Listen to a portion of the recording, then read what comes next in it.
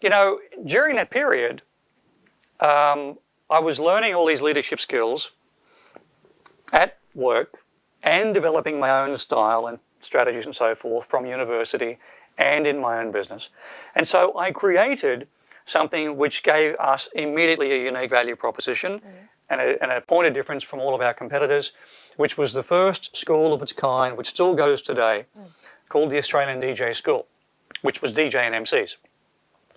And that was the single thing that allowed us to scale.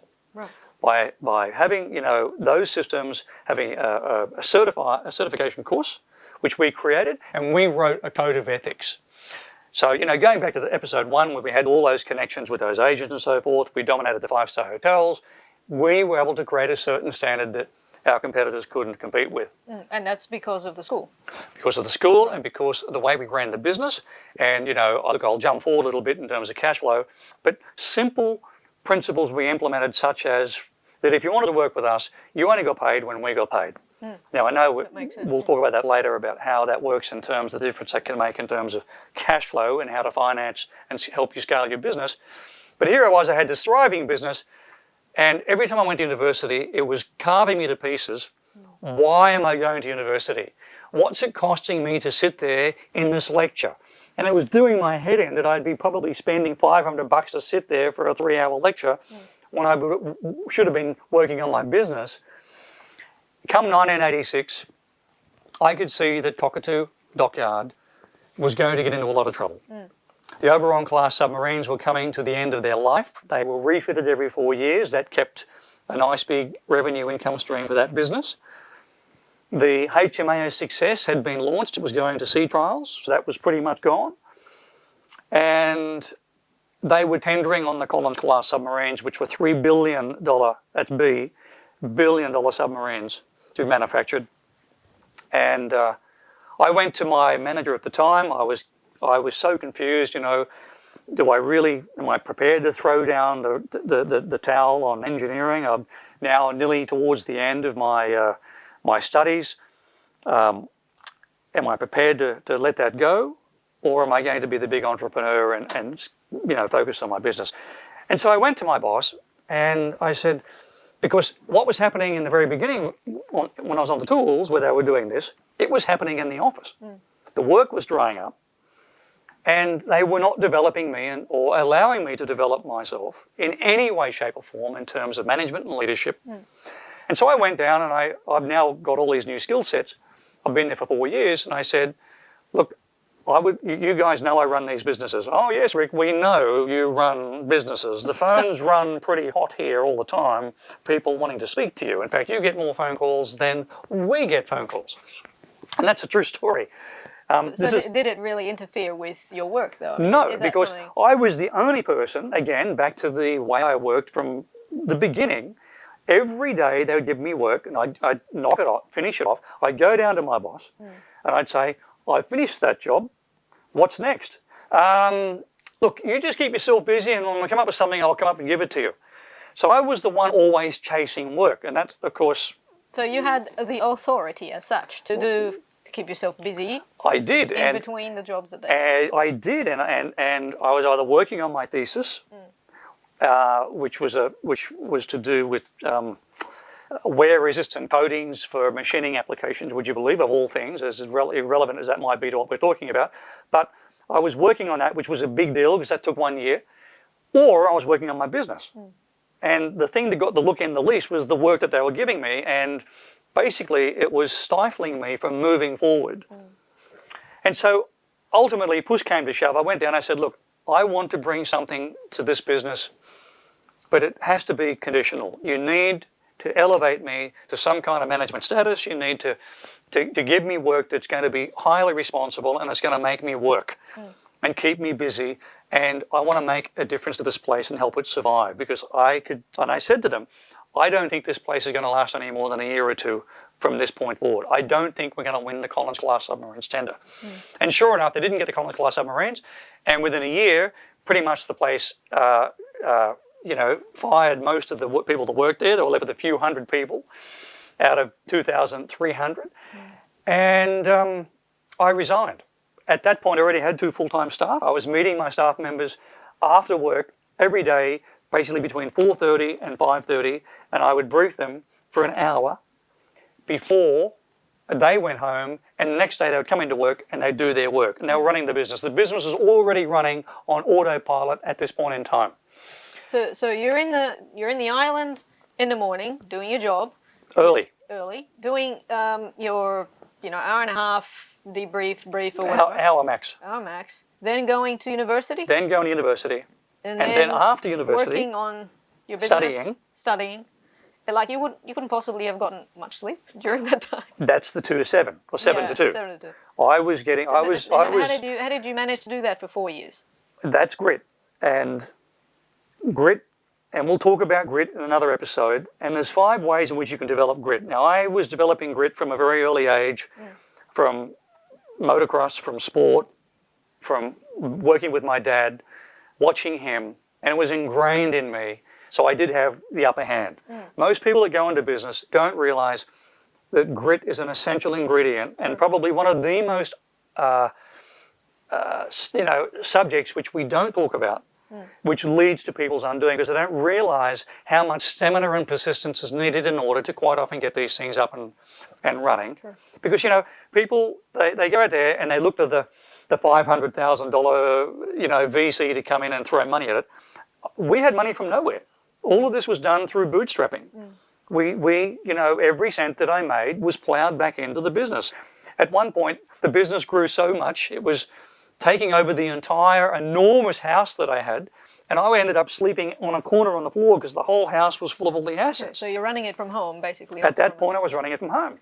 And how fast did it grow? What sort of numbers are we talking? Well, it was basically 20, 40, 80, 160, 320. It was in excess of doubling every year. Right. So at the point when I pivoted, when I resigned, went in, bit the bullet, and then my father came and worked with me full-time as well. He had a full-time job. He bit the bullet. He let his full-time wage go as well, as did I.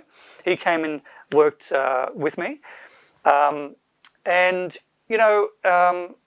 That was a significant pivot. Now, I dragged the university studies out. I was like 3/4 of the way through, and then I took my time to finish it off. And I thought, well, look, I've come this far. I may as well finish, because if I don't, one thing that went through my head is, well, maybe I'll need to fall back on this thing one day. That has never happened. And number 2, really what I said was, well, if I don't finish it now, I may never forgive myself for not finishing. Now, when you contrast that with what happens today, 3 out of every 10 billionaires in the world today either never went to university or dropped out. There is very little relationship between academic outcomes, such as getting an MBA, and being successful in business. Now, it works for some people, but I know, and I've spoken to hundreds of MBAs over the years, less than 10% of people would say to me, oh, well, if I didn't have this MBA, I wouldn't have been successful in business. See, that's a common misconception. People think an MBA is going to help them run their business. MBAs are good for certain applications. They're okay for corporates. They're okay for large multinational companies. They're pretty good to, on the one hand, not just as a qualification on a CV, but as far as content is concerned, there's certainly value in them. Just not when it comes to small to medium business, or not as much when it comes to small to medium business. And that's the common thing that people don't quite capture, I don't think, or they don't realize. And of the other, even doing a commerce or a business degree, again, it's got some really good concepts that one needs to understand if they're in business, but it does not. There's so much that is not covered when it comes to a commerce or a business degree. That's right. And you have to weigh this up. If you've got a business like my business was going crazy, I look back now and I say to myself, okay, well, the letters after my name and being an engineer, yeah, that's nice. But on balance, I paid too big a price. I probably should have, bailed at the time when the writing was on the wall, both with Cockatoo Island. I should have bailed from that place. As soon as I got my 3 years up, I should have bailed. And I should have bailed from the university. And that business probably wouldn't have gone to 1 million in 5 or 6 years. It would have gone to 2 million in 5 or 6 years, and I probably could have sold it for 4 or 5 times as much as I sold it for. And I could have been and would have been better off doing some kind of bespoke training and having a mentor in a specific area that would have helped me resolve the sort of challenges that I was facing. When I did financial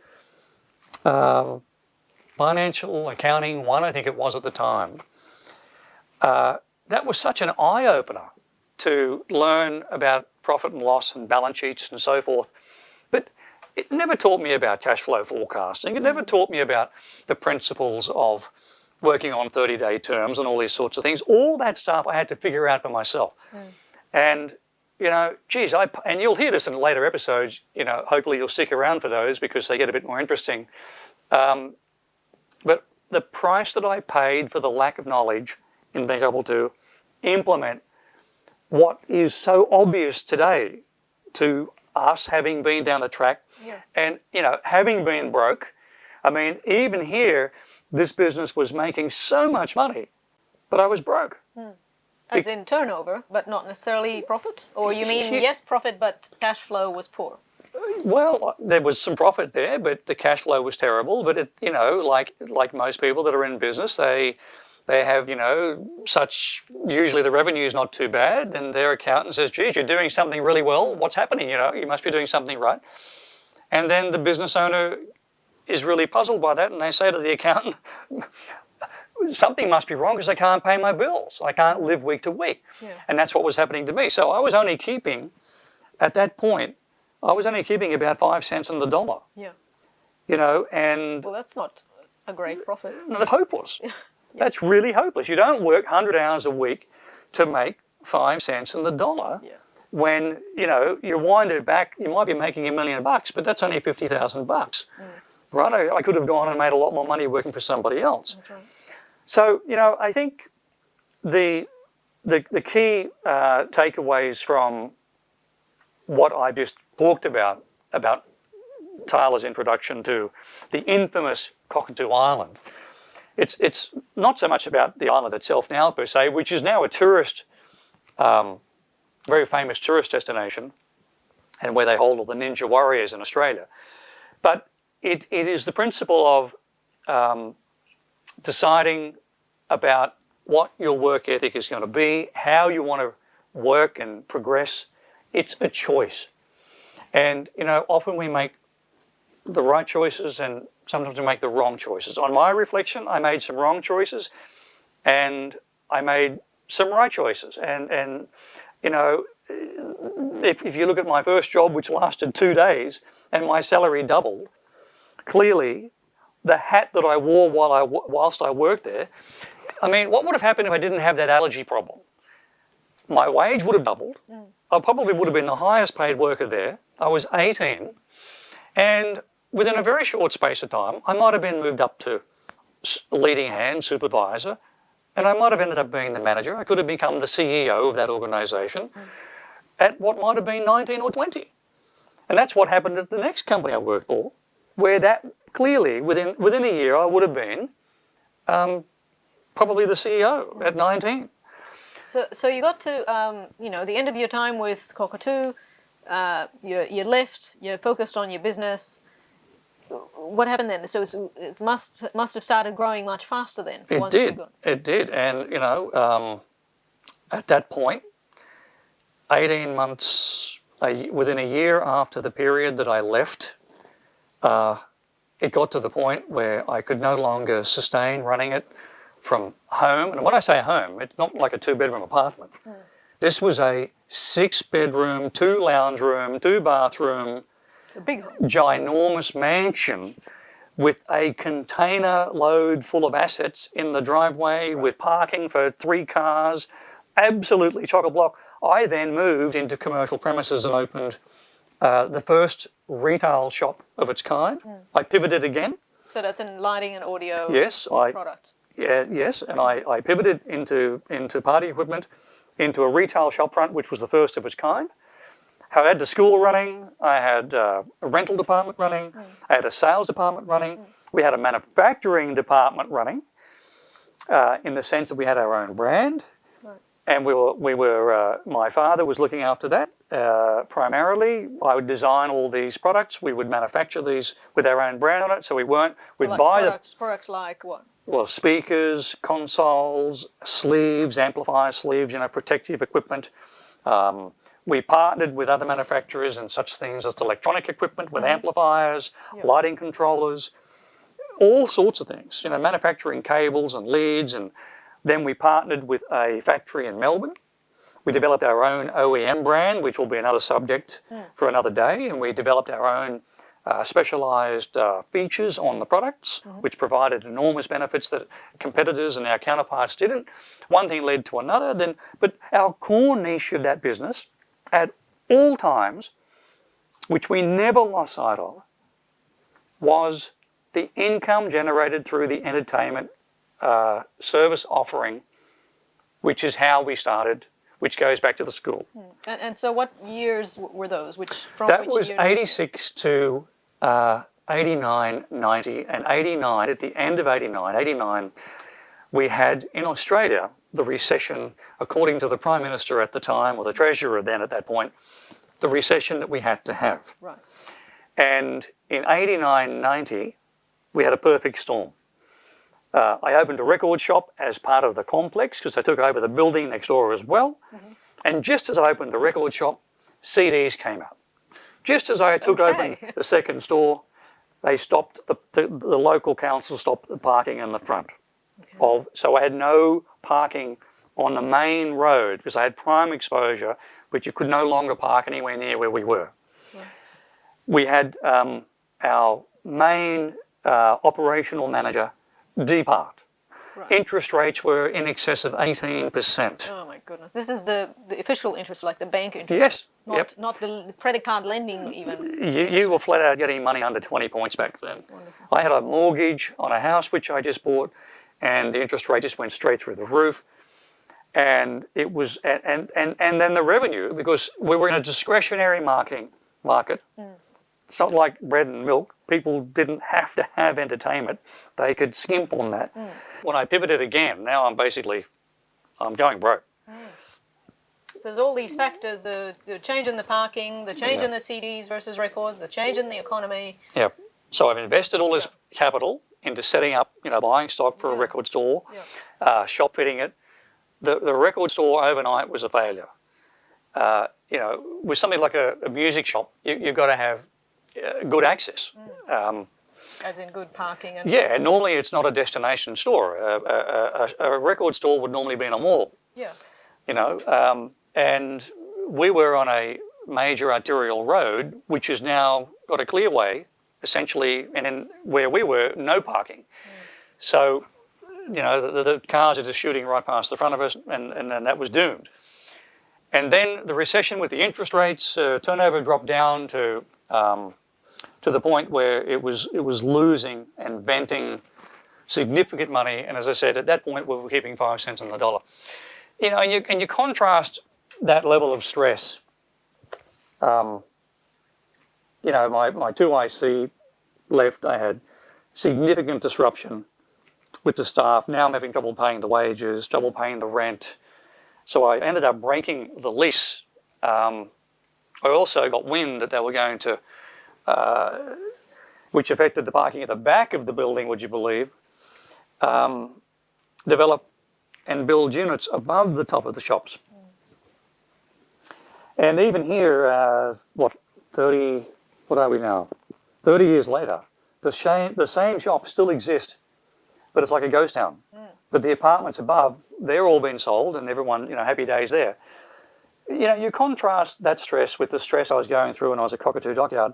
Like when I was working in the office and had all these 4 different things going on at that time, just like I had all these different things going on when I opened up the complex. I was looking for every excuse to go down to the bathroom. I would go down to the bathroom and I'd fall asleep on the can, with my head leaning up against the wall. I was that exhausted. I remember, everything was run by bells back then. The bell would go at 12 and 12:30. That was your lunch break. I'd set my alarm to be on the phone from 12 to 12:25, and I gave myself exactly 5 minutes to eat my lunch. This is not the sort of stuff you want to try at home. Or if it was that bad, I would sleep between 12 and 12:25 if I couldn't possibly stay awake. Because sometimes I would DJ and I'd be out there till 2 in the morning, and I'd have to get up at 6 the next morning to get to work and start at 7 o'clock. So stress was mounting in your business. You had been all these changes in circumstances around it. You decided to leave the premises, breaking the lease. Yes. And what, go back to work from home? I then went to work from the home where I had the mortgage, and I separated the home into 2 sections so that I had a section and I rented out the rest. Okay. And then I focused on my core niche, which is what we were best at from the beginning. Right, which was the supply of entertainment. Right. And DJs, MCs and the like. Yeah, for the 5-star hotel market. And we pivoted again a year later, and we were the first to go to market with full colour, actually 2-colour, very high quality literature and marketing material and brochures. And how was your profitability in that business? Well, we went from 5 cents in the dollar to retaining 30 cents in the dollar. Well, that's a bit more like it. And not only that, but our conversion rate in the casual market more than doubled. So you went from a retail, rental, were you importing as well, or was it just No, local? not at that point, but we were reselling and retailing. Right. So But we bought products from other importers, but there weren't many of them, and getting good product and access to supply of product was very hard to come by. Manufacturing, record shop, Yep. all these, like, what is it, 5, 6 different businesses essentially, all the way back to your focus niche. And obviously at the same time you were still doing the DJs, entertainers, MCs, and all of that. All the way as through. well. Okay. So that was Stress City, I can only imagine. Correct. Because we maxed out at 150 bookings in 1 week. On one night, we could have 50 entertainers out there in the field. That's 50 contractors in any one night. Can you imagine the logistics? That's 50 cars, 50 pieces of equipment, and it's all electronics and hardware, software. It was all back in the days of stylus, needles, so many moving parts and things could go wrong where someone just didn't turn up on time. Yeah, so we went from 5 cents on the dollar to 30 cents on the dollar. Things became very relaxed very quickly. We implemented a new significant change in policy for the casual market. And that was that if you wanted to book us, you had to pay 50% down payment in advance to secure the booking. That was a major change. Right. Because now we're getting paid in advance. Because if let's say that a gig was worth $200, we got $100 up front, that gig may be 2 or 3 months away. So now we're cash flow positive from the beginning. Right. So we fixed the cash flow. That's an immediate cash flow. We fixed the cash flow. We were more rigid in terms of the way in which we wouldn't pay the contractors unless we got paid first. And our overheads went down to next to nothing. Because you're now working from home as opposed to commercial premises. Correct. And the actual value of your profit, did that change a great deal, or was it just less stress? No, the actual dollar value, net profit went through the roof. Right. Turnover went down. We built the turnover back up again to about 60% of what it was, sorry, about half of what it was previously before the crash. And within 12 months of that complete turnaround, we went from a business that was absolute stress city, 100-hour weeks, to a business that could be run in under 40 hours a week and under management. And even to the point where I could switch the phones off or divert the phones. This was when mobile phones were now becoming popular. I could divert the phone. The big one and the brief No, the big ones were the 80s. They would, like filled up the whole boot of the car.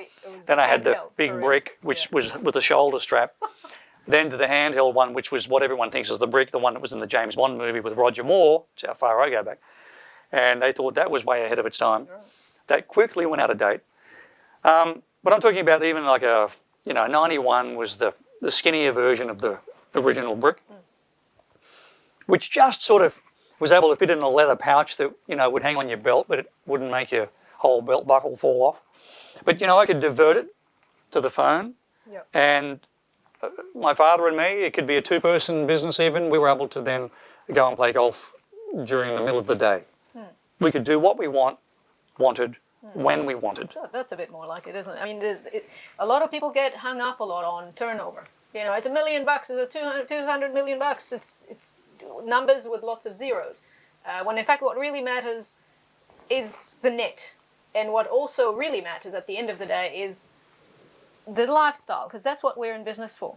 So we can have, a $500 million business and be making nothing at the bottom, and that would be the complete opposite of what we all wanted to achieve when we got into business in the first place. So we come back to the focus. We focus on those things that made the money. We focus on those things that we got into business for in the first place, as opposed to focusing on vanity type of metrics. And I know we talk a lot about the turnover figures that we've done, and they're big and they're impressive. Supposedly, we're not compared to Warren Buffett. Of course. Yeah. Compared to the standard small business. But the reason we quote those numbers is to show that we have been around and we've done our days and we've done our dues. So the things that we're coming back to again and again, or the lessons that we're coming back to again and again, is keeping your eye on the prize, what really matters, what are we here for, why are we doing what we're doing, and not lose track, and also focus, because we need to focus on those things. They say the 80-20 rule, Pareto's rule, rules, and so on, is you're making 80% of your profit from the thing that you're actually doing 20% of the work in. So let's just focus on those things and keep cutting away those pieces of the pie that are causing us stress, causing us work, and not giving us enough benefit. Really try and focus and keep on reviewing over and over. It seems obvious on reflection, but when you're there in the zone, and quite often entrepreneurs, they end up making the same mistake repeatedly in future businesses, and certainly I've done that as well. And we'll talk about that in future episodes where the stakes were significantly higher. We're talking now in hundreds of thousands or the low millions, as opposed to the hundreds of millions and the tens of millions, where, the bigger you get, the harder you fall. I was able to turn all of this around within less than 12 months, again with no acquisitions, no mergers, no funding, no VCs, no angels, no nothing, just by perseverance and grit and being creative and going back to the core element of my business, which relied upon those strategic alliance partners that I had developed early on in the design of the business structure from the beginning, And within 2 or 3 years after that, you sold that business at unheard of sort of figures. But we'll have to cover that in a different episode. But that's what you're trying to do. You're trying to build an asset so that it's saleable, Correct. so it's delegatable, so it can run without you, and you can then capitalize and move on. And that was not evident in the mandate during all that madness from Cockatoo right up until the recession. None of the thoughts were in my head about building an asset which one day I could sell, whereas that was what was partly motivating me now. And of course, as you'll hear from the profits we were making at keeping 30 cents on the dollar, I have an expression that any business that keeps 30 cents on the dollar is a damn good business. And with those profits, which was cash in the bank profits, not just, you can have net profit on paper, but not have cash. We had cash, and we were able to then start other businesses, which then went on to become businesses that turned over tens and tens of millions of dollars, which we can talk about later, some of which became, one in particular, became a household brand. And it all came from that original niche in the first instance. So I think, as you said, keeping your eye on the prize and not being caught up in vanity metrics such as revenue, and understanding such things that I didn't understand when I first started business, even though I did finances down the track. it still wasn't clear to me until basically the 90s. So I'd been going through all this up and down and back and forth and sleeping on the floor, scaling like mad, still chasing the casual market despite the fact that we focused, or we had that other part of the market all to ourselves. We should have just focused on that. And the other thing, Rick, that also comes to mind is that a lot of the time, unfortunately, and we all like to think otherwise, but a lot of the time we as entrepreneurs make decisions emotionally. It doesn't seem like it's emotional at the time. We feel like something will work, it needs to work, you just need this and this and this put into place and it will work. But really it's an emotional motivation. Quite often it's the fear of having failed, when in fact we all really need to take a completely different view of the word failure. And again, that's another story for another time. But you were quickly able to get rid of that emotional stigma of I failed, oh no, I'm going to try harder, I'm going to keep trying harder. You just slashed it out of the equation. If it wasn't working, it was just not right for now. Well, and you had to just go zero in on what works, and that's what got you out of it. My attitude was, in the second half of 1990 when I was rebuilding, 1991 was when I really pulled it together, was all the lessons that I learned in the 80s I was going to put into practice in the 90s in this business. And I wasn't going to make the same mistake again. I ended up making similar mistakes years later. That's another story. But as far as that business is concerned, we were right on the money from 91, 92 onwards, and turned around it and sold it for a huge profit. Right. So yeah, I think, if you put the original, how I opened up this particular episode in terms of, Edward de Bono's principle of what hat you're going to wear, what your modus operandi is going to be, what your work ethic is going to be, what you put in is what you get out, garbage in, garbage out, like I said in episode 1. When you put it all together and you think about what's happening and study what's happening at the time, in situ there and then, and take a step back, like the fly on the wall, look down. If you know enough, which sadly most people in business, when they go into business, they don't, especially in the beginning.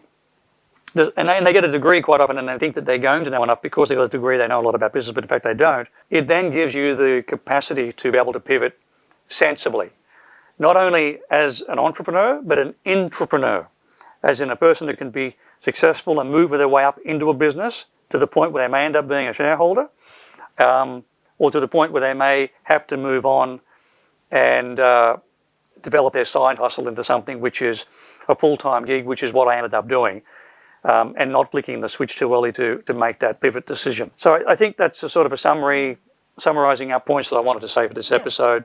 Okay. And well, that concludes episode number 2, and next up, we'll see what happens next. See you then. Thank you for listening.